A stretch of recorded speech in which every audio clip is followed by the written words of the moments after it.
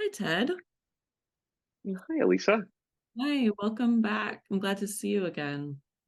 Thanks. Thanks for making the time. Of course. How have you been doing since I saw you last time? I just kept thinking about teaching and thinking about specific students um, in my classes right now, and like feeling like insane ways about them, like scared of them, Mhm. right? Which is absurd, or or mad at them like they're my enemies.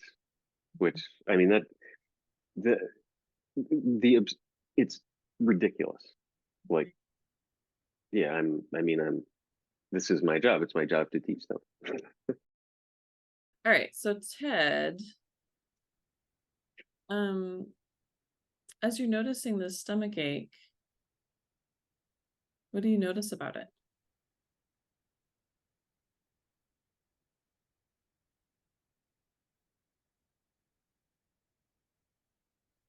I mean, I mean, I don't know if this is relevant, but like, when I was little, like, I had stomach aches before school, Mhm. and I mean, and then I, you know, got my parents to take me to the doctor or whatever. It was all psychosomatic, I'm sure. So it's probably just more of that, Mhm. Mhm. Right. but that's what it feels like. Yeah, that's actually really helpful information. So just, a lot of times IFS parts, like parts of us that we're engaging with, these annoying parts, um, have roots in our childhood. And basically, it's like your nervous system remembers how it felt when you were a kid.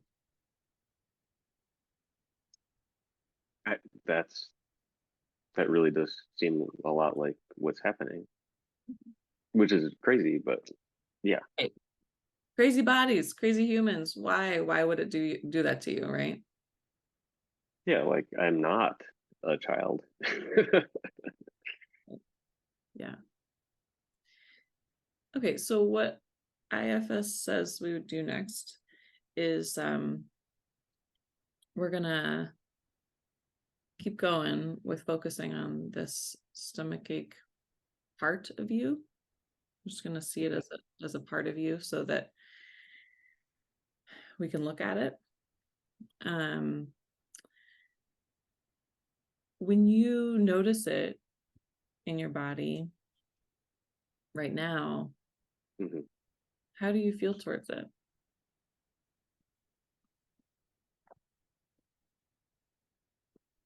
Well, I wish it would go away. Yeah. It's really getting in the way of my work. Mhm. Yeah. Yeah, that makes sense.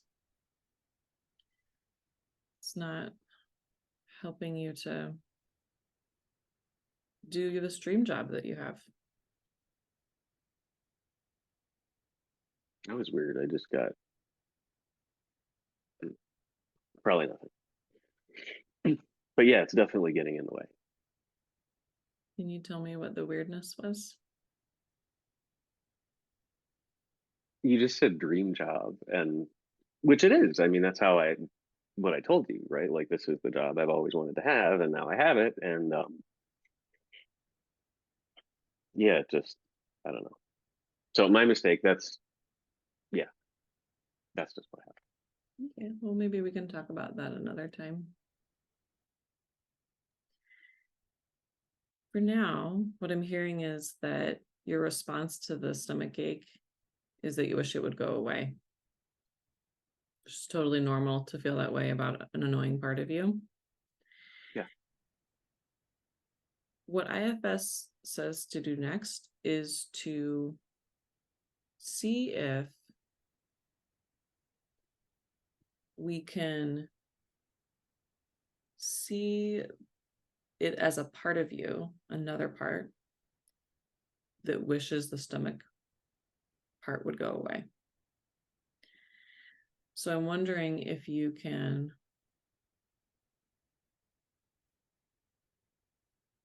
see the thought that happens in your mind that says that stomach ache should go away,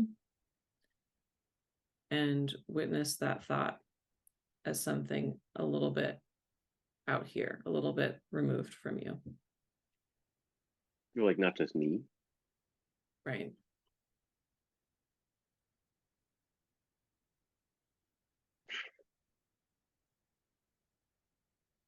Okay. So how do you experience that thought now that it's a little bit removed from you? This is, it's just silly, but like, I imagine it as like a surly teenager. Okay. Yeah. Which I don't know where that came from, but Right. Yeah. Yeah. Surly teenager. Yeah. It seems like maybe the thought has the like that voice, right? Is that yeah, kind of, yeah. cool? So now we're going to continue and have you witness both of these parts, the stomach Okay. ache part and the surly teenager part. Okay. And let's see if we can ask the surly teenager part if it would be okay stepping to the side for just the next 5 minutes. Of course, that's fine. So yeah, we're gonna just ask the surly teenager part to take a break, sit on the sidelines for just a few minutes. Okay. And when you ask the surly teenager part, what do they say? This is crazy. It was like, why would I do that? See, this is what it's like inside of my head. It's just nonsense all over the place. I can relate. And everybody feels this way too when they do IFS. Okay. All right. But yeah, it does. It's like, what are you doing paying attention to this stupid, childish feeling? Okay.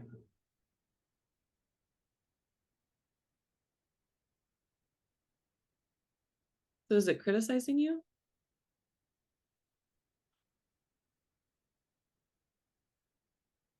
Actually, yeah.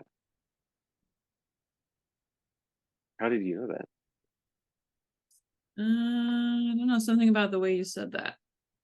Hmm. What are you doing paying attention to this little stomach ache? It sounds pretty accusatory. Well, the stomach ache, I'm not feeling so much anymore. Now it's just like this surly teenager is like talking a lot. I mean, this is just all in my imagination, you understand. Like, I'm not actually hearing Voice. voices or anything, Totally. I get the difference. Yeah. Hmm. but yeah, it's What else? mad. What else is it saying? It's a, um, it's saying that the stomach ache is a stupid child and um it should stop freaking whining is what it's saying. Right. Yeah. Yeah. I'm curious about the teenager. I'm curious if um if it's afraid something will happen if you pay too much attention to the stomach ache. Could you ask the teenager, are you afraid? What are you afraid will happen if I give too much attention to this part that you think is whiny?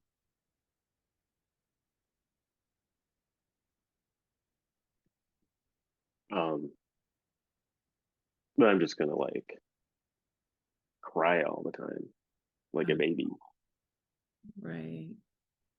which is ridiculous because I'm a grown up and like, you know, I mean, that's what the teenage voice is Right. saying to me. And, you know, I agree. Yeah. Yeah, the teenager is saying that if you pay attention to the stomach ache, that you will be the one crying. Yes. Right. Okay.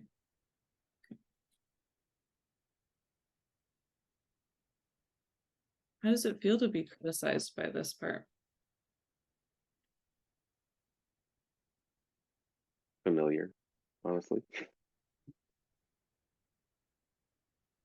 Can you tell me more about that? I mean, I never really thought about it this way, but like, so you have to understand, like when I was a little kid, I like in school, like, you know, my mom was an English teacher and my dad was an engineer and I was really smart and you know, my parents really prized academic achievement and I did really well. Um, and other kids, I was also like a pretty uh pudgy child, Mhm. you know, kind of chubby and husky genes, you know, the whole bit, and kind of sissy, uh, you know, when I was small. And this is, you know, I was growing up in, you know, a little sissy boy in the Reagan years. So like of course I got made fun of a lot. But I'm sorry, I forget why I'm telling you this. Uh, You asked me a question. yeah, I asked you how it felt to be criticized by the teenager part, and you said familiar. So you were just filling me in about your experience as a child being bullied or something. Oh, well, yeah. So yeah, like I would, as a little kid, I would like come home from school and cry all the time, or like cry on the bus. And you know, like if there's one thing that you should not do if you're a chubby little sissy is cry, right? When you're being bullied, because that just makes it 10 times worse. So so yeah, I mean, so yeah, that's why I guess it's familiar. Yeah, yeah, yeah. So you experienced bullying. Nothing like nothing bad at all. Like it was, I had a perfectly fine upbringing, just you know the usual like kids being mean to me or like giving me wedgies or what, you know, the usual stuff. Nothing, no, like not trauma. Sure, sure. But either way, it was when you cried that it it happened. Well, it made me cry sometimes, and that made it worse. And That- so, you know, I'm not a stupid guy, so I learned pretty quickly not to cry. yeah. Yeah, thanks for sharing that with me. That's helpful for this IFS process that we're constructing here. You say so.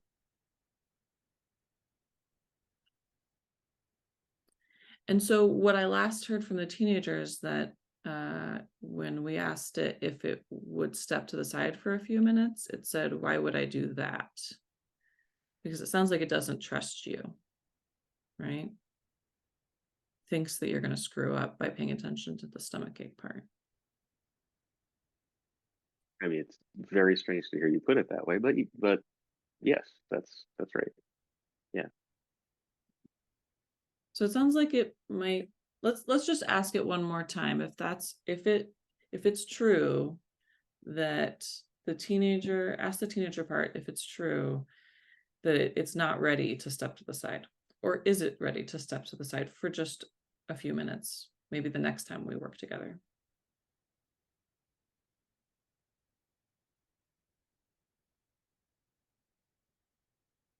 No. It's not ready. It's really weird, Lisa. It's like this teenager is like, I'm the only thing that's keeping you from like Mm-hmm. getting bullied. I don't know. Yeah. I'm the only thing that's keeping you from getting bullied. Hmm, hmm. That's, how do you feel when you hear that?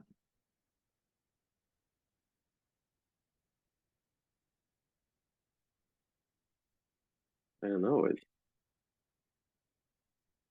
It sounds kind of right. Mm-hmm.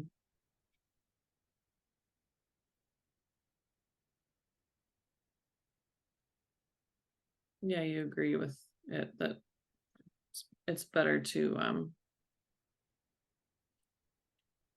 not engage with that younger crying part of yourself and to follow the lead of the teenager and um, to stay safe. Well, I mean, when I hear you say that, like, of course not. Like, I don't take orders from like imaginary teenagers. But it's so weird. It's like, it's like this part of me is um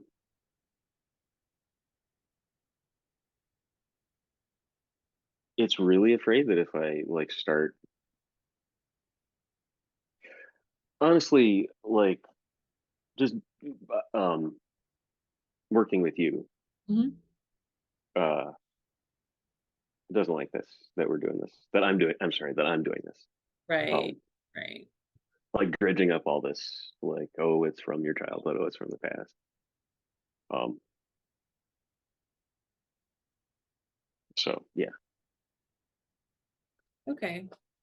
Well, that's helpful. So to end, how about we try just see if you can let the teenager part know that you hear it. I hear you. And yeah. And you can say something like, uh, you can be here next time, when you're working with Alysa, the teenager's more than welcome to continue being here and sharing its opinions. That was very embarrassing. It's like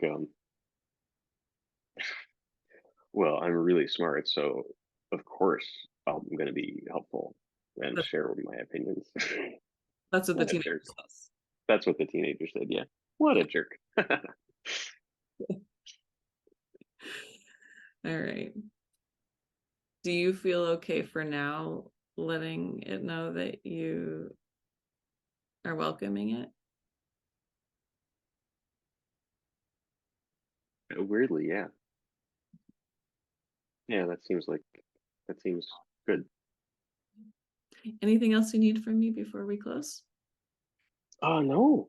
No, this was very weird, but Mhm. I mean, I feel better now than I did when we started, so thanks. Cool. Thank you so much, Ted. I'll see you in a week, okay? Okay. Sounds good. Bye, Lisa.